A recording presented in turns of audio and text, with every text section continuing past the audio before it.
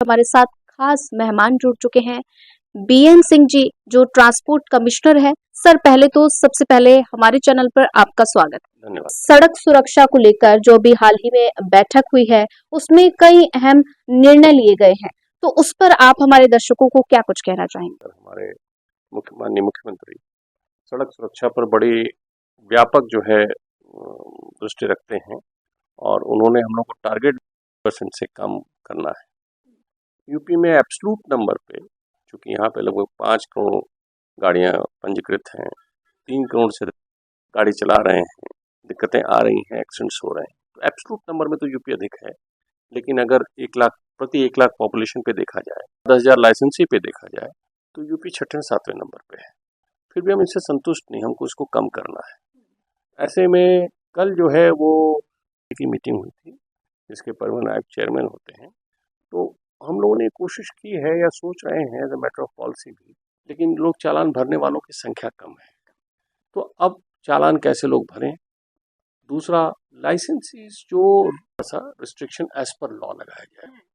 तीसरा, गाड़ियां जो घटनाएं हो रही हैं लगातार, उन पे कैसे चेक लगाया जाए, क्योंकि हम उनको परमिट देते हैं। क्या हुई और कुछ निर्णय लिए गए, इसमें काफ़ी गाड़ियों के परमिट निलंबित या निरस्त किए गए जी।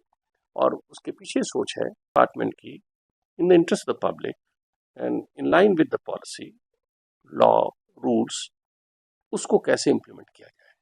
तो हम एक और सवाल है, जैसा कि आपने अभी जिक्र किया कि परमिट रद्द किए गए हैं, तो 8,332 परमिट जो है वो रद्द किए गए हैं, तो इसके पीछे आपने बड़ा रेलेवेंट प्रश्न पूछा है। परमिट जब देते हैं तो उसकी कुछ कंडीशंस होती हैं।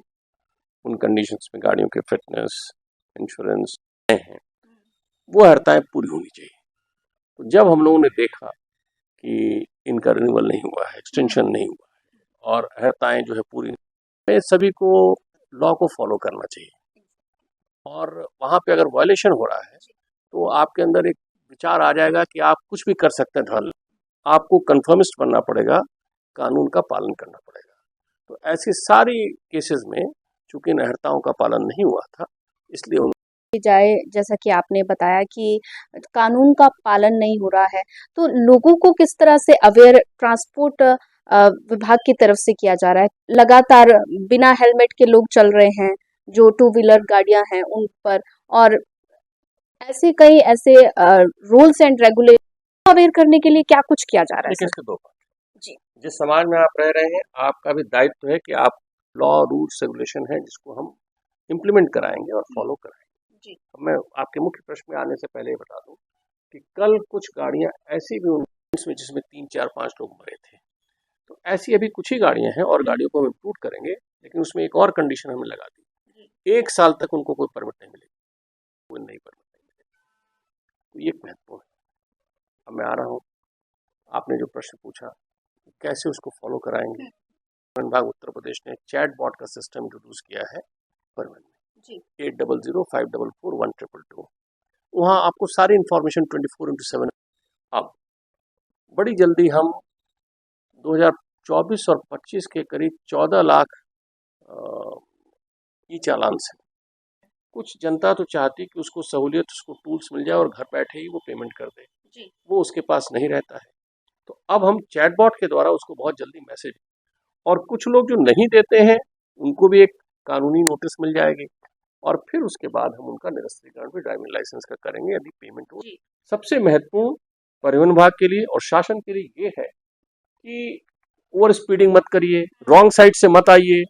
ये सब चीजें स्कूलों को देख के आपको अलग से उसकी हरताएं हैं कि क्या आपको करना है, स्कूल सामने पढ़ रहे हैं, तो सभी को, चूंकि लोग सब समाज में रह रहे हैं, इसलिए फॉलो करना चाहिए और हम लोग इंश्योर कर रहे हैं कि कैसे इसको फॉलो करने के लिए इकोसिस्टम में कंडीशंस बनाई जाए जी। सर, मेरा आखिरी सवाल है कि उत्तर प्रदेश सरकार ने अब महिलाओं को तोहफा दिया है, तो 3 दिन के लिए रक्षाबंधन पर फ्री बस सेवा महिलाओं को दी गई है, तो इसमें क्या कुछ व्यवस्थाएं महिलाओं के लिए रहेंगी?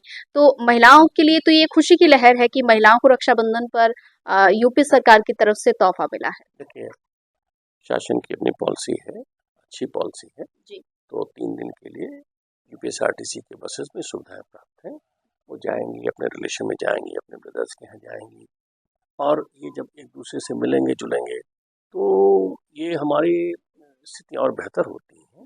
सोसाइटी में लोग जब प्रसन्न रहें और रिलेशन से मिल रहे हैं, कुछ सेरेमनीज और रिचुअल्स पूरे हो रहे हैं, तो बेहतरी होती है।